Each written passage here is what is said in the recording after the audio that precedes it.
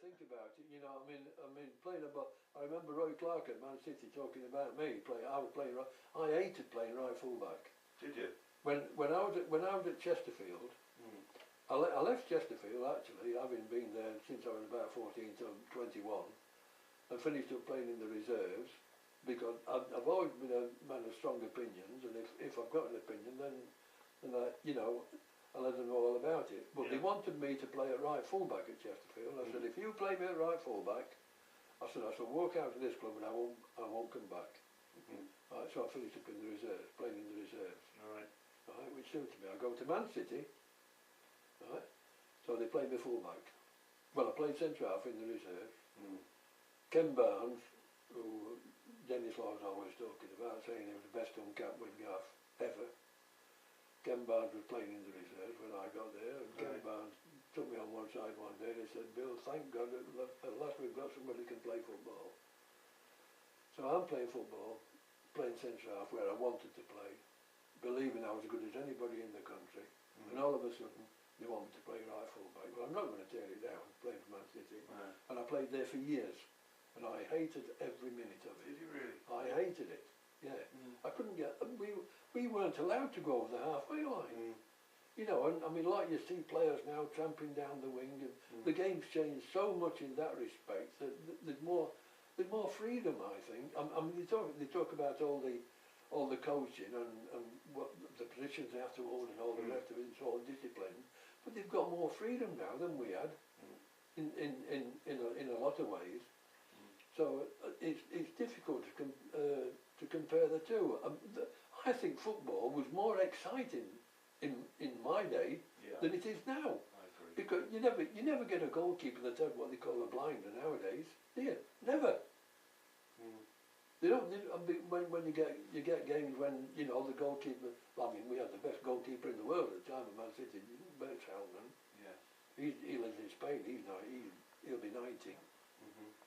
90 in October. Do you keep in touch with Bert? Yeah, he'll be 90. There's only 3 of us left from the 1956 FA Cup winning team. That's Bert, me, and Roy Little, who played left full back. He's got Alzheimer's. He's been at home a long time. But I mean, we had no coaching at Man City. None at all. Nowadays, it's coach. They've got special coach for this, special coach for that. You know, it's so different, and it's so that it strikes me now that it isn't about football now. It's all about money. All about money, one way or the other. Survival. And, I mean, look at Man City paying like Rooney, 250,000 quid a week. There's no man on earth worth that much. No. And it quite irritates me when they say he earns this much. They don't earn it. That's what they get paid. Yeah. You can't earn that sort of money, can you? No. Some people look at it now as a branch of show business, almost, really, football. Well, that's right. Yeah. Yeah, I don't know. I mean, nowadays, in fact, when I rang, because we've got an ex-players association at Man City, and that disappoints me that they've never invited me back to Cambridge United, to be honest. It disappoints me because I don't care who they get in, I don't care what they do in future. There's nobody will ever do what I did. And I say that if that's bragging, you can call it bragging.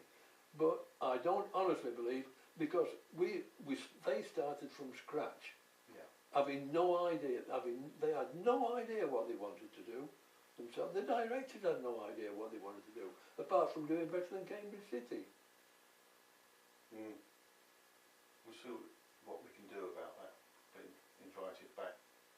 But, okay, thanks very much for your time, Bill. Just one question that a supporter sent in now. He says, in Cornwall one year I got my hair cut in St Ives at a barber's festooned with Man City memorabilia, particularly of the 1956 Cup final, and it turned out that Bill was a regular there. Yeah. My question is, does he know whether you still have to make an appointment on a Friday, or whether he now accepts walk-in trade? Actually, I don't go down there now.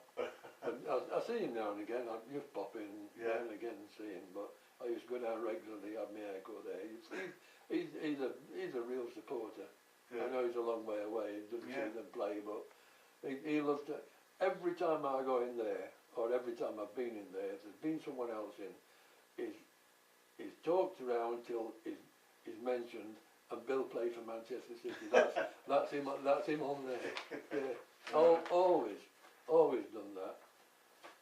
He's been there some years. He has. His father before him. Right.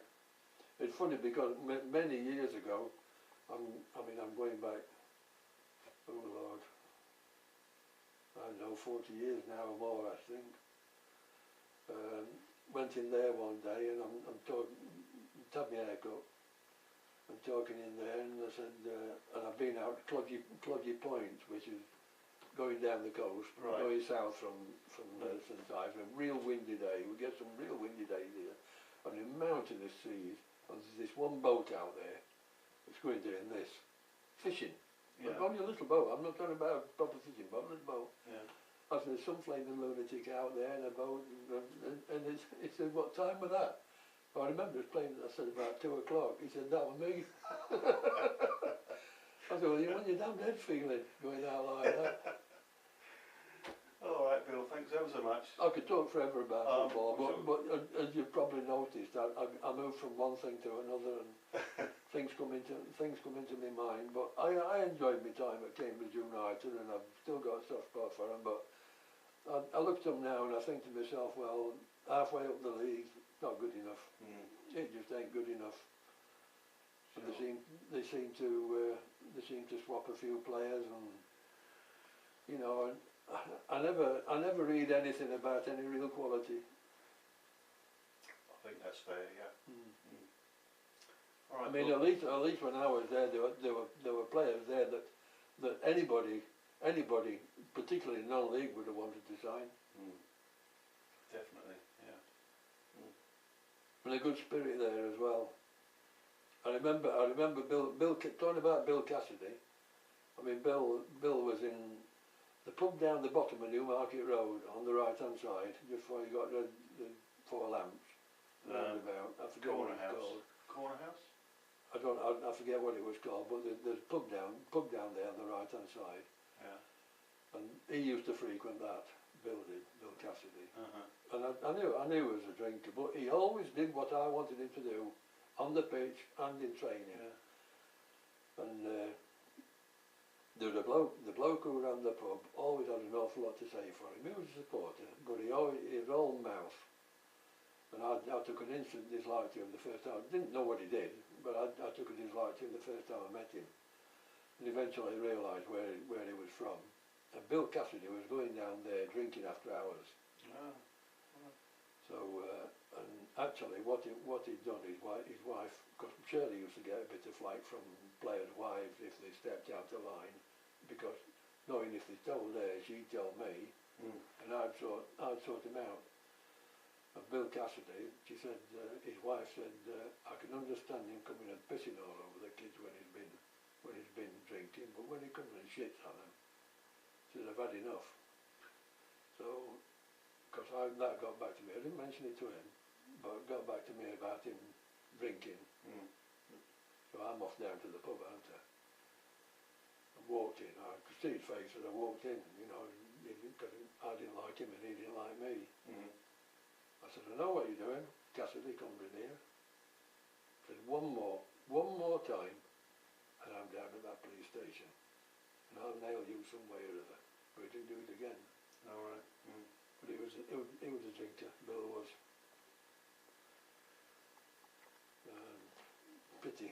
But that's another thing. Remember before Wimbledon got in the league, we played Wimbledon at Wimbledon, and their manager there always had a lot to say for himself.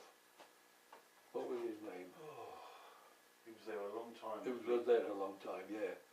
And Bill, because Bill playing centre forward, he was brilliant in the air. Yeah. And the ball that we were using, I swear to you, I mean, everybody knows in football, the balls have to have a certain pressure. Whatever the ball is, when new one, old one or whatever, got to have a certain pressure. These balls, ball came out, I kept thinking to myself, I tell from the sound of it, the ball not got enough air in it. Ball comes and I'm sat on the bench, come right between my legs here. I'll put my foot. Referee, throw the ball, no, here, come here. He came eventually and started mouthing at me. So I said, that ball's not got the right pressure in it. So he looked at me, the ball's all, I said, no, the ball isn't all right. So I kept hold of it. I said, the ball isn't all, look. I said, it's not, I said, you're getting paid to run this, to run this outfit, this game properly. I said, and you're not doing that. This thing should have more pressure in it. So he got it swap. So the other one comes on, right? You can tell by the sound. That's the same.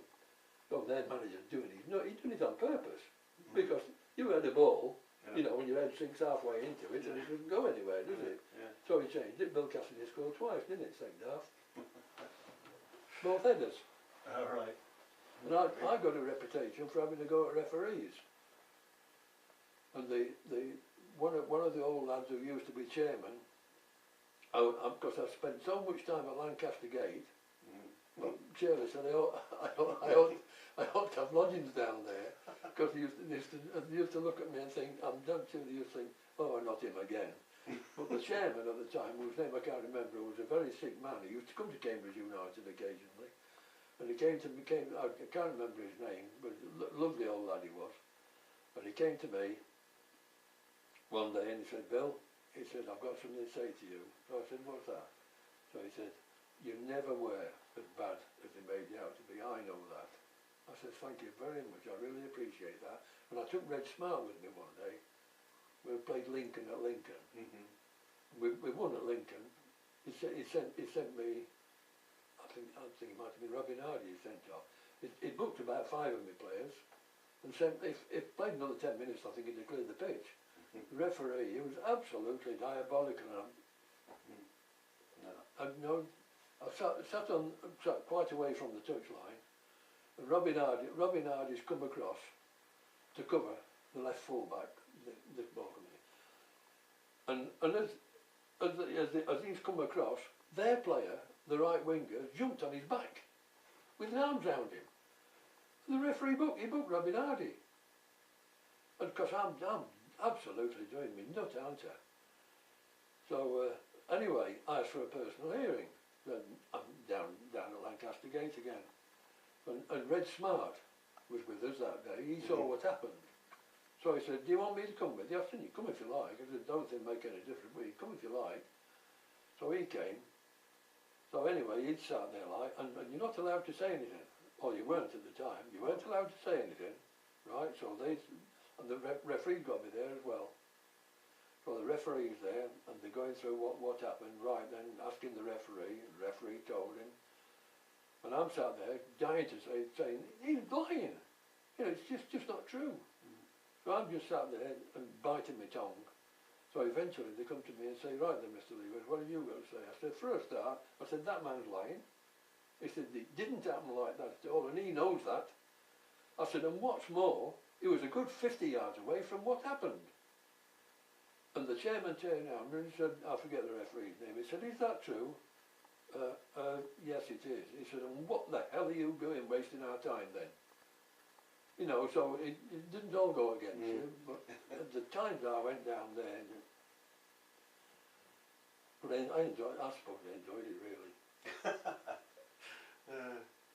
Yeah. A good life in football. Same as I said to Ian Hutchinson's parents, if he comes and joins me, he won't stay long. He'll be in the football league. No, he didn't stay that long. No. But he was on his honeymoon when I sold him. Yeah, you said, yeah. Yeah. All right, well, we'll leave it there. As you say, we could talk all day, but... we could talk all day, yeah. Yeah, we better not. Your poor wife will be... Oh, she'll not bother.